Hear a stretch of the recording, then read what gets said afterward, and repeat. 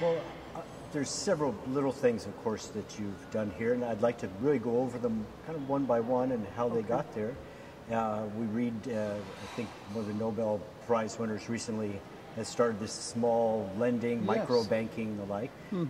What kind of need do you see here? The shining path and what happened to Peru in terms of being in a functioning economic exporting nation was destroyed. And we started talking about that last night. Tell us a little bit about that journey and what happened to the economy and how this microbanking can be helpful.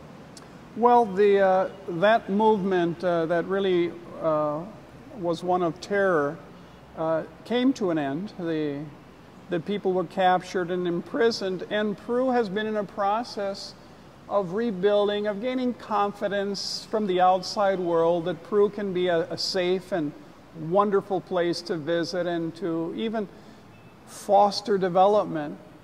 And so when I arrived, Piura, this town here, was very impoverished, had many needs that were not being met. So little by little, we began to reach out to those needs. One of the things that we are now doing are microloans, and the value of lending small sums of money to people without any interest from our part, and allowing them to try and better themselves, opening a little neighborhood store in their home where they can sell rice and beans and eggs and things for the neighbors.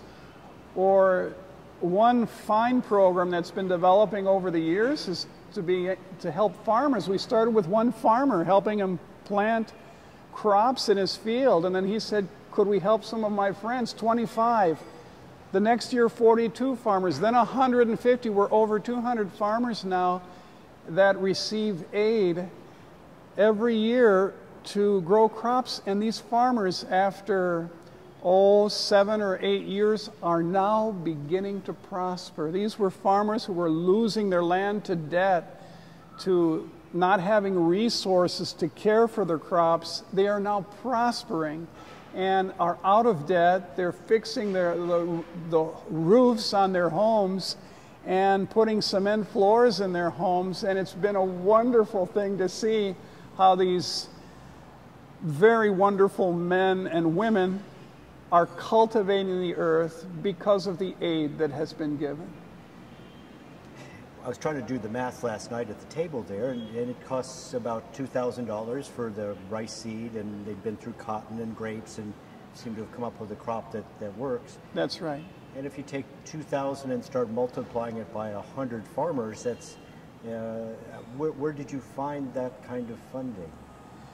Well, there were a few farmers in Wisconsin who wanted to help out, and so it started with some farmers in Wisconsin.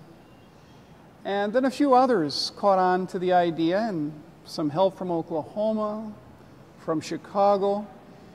And then at one visit I had to Oklahoma City, a fine young man with 4 little girls and his wife heard the stories of what we're trying to do here in Piura, and he had been very successful in the oil business. And he's a real cowboy from Oklahoma, but he's been very successful in oil. And he said, you know, I've been blessed by God, and I would like to help your people. What would be the best way to help? And I said, you know, we have so many farmers who would love to have a chance just to grow crops on their land. They're losing their land.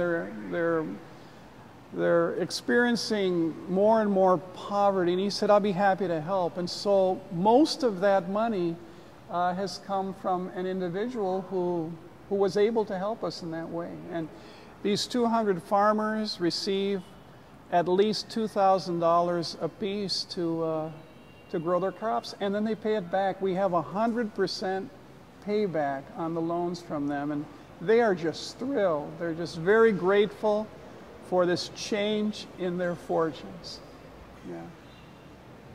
Among the other little things, we know that alcohol and drugs can be a problem, and for a church to lose a parishioner or to see an abused family someone who's struggling. And with the amount of poverty here, alcohol can be kind of a self-treatment. Do you have any programs for men and women who have problems with alcohol? Absolutely. We firmly believe in a 12-step program, and we have Alcoholics Anonymous meeting here every night of the week. So they've really found a home here where they have their own room that is really their own, that they meet in from 8:30 to 10 o'clock at night. And that has been functioning for really as long as I've been here, the past 17 and a half years.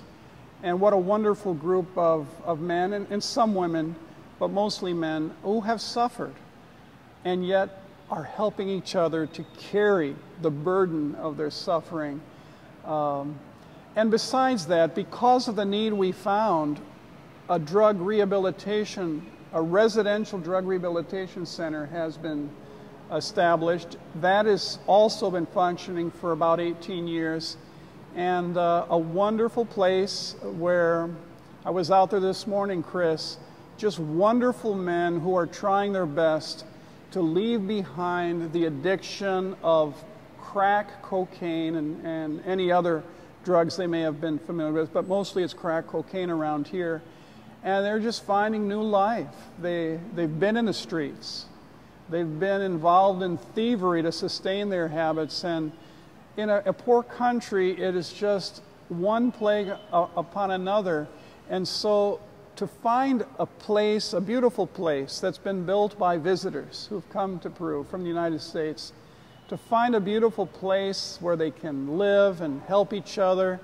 There's a psychologist that is working with them and a few other psych technicians. They were very grateful when I was out there this morning. It was wonderful hearing them talk about what a wonderful place to be. There's no violence. There's no really therapies that offend their dignity, as some other programs in Peru have been said to use. They're just very grateful to find a place that teaches them that they are worthy of being loved and of having a second chance to try and live out their dreams. Well, spiritual fortitude, we've talked about that, because being in an area where there's about 40% unemployment, an agrarian economy that's just beginning to restart, and yet when we go to your church, it's filled with joyousness. And how many people attend your church?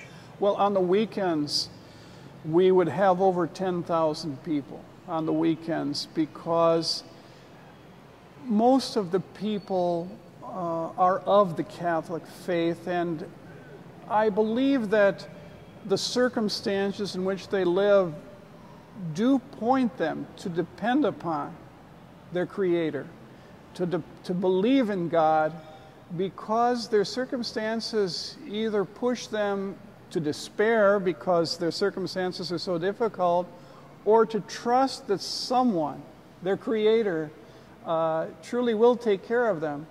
And I think you've found, Chris, that so many people here, even in their poverty, are filled with joy and acceptance and are moving through life. I've seen it for over 17 years, are moving through life with a real spirit of that life is filled with riches, not material, but the riches of their family, their friends, a sunny day, a peaceful place to live in.